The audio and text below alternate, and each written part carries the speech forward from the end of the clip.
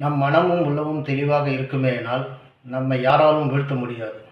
தானத்தில் சிறந்த கர்ணனின் உபதேசம்.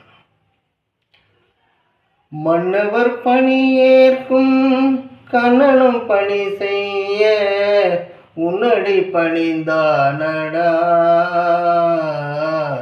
கண்ணா, மன்னித்து அருள்வாயடா கண்ணா, மன்னித்து அருள்வாயடா.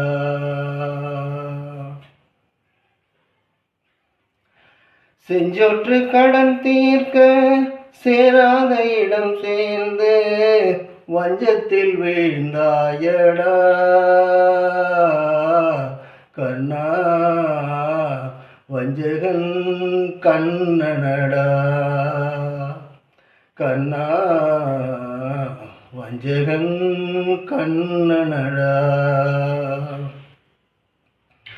உள்ளத்தில் நல்ல உள்ளம் உறங்காதென்பது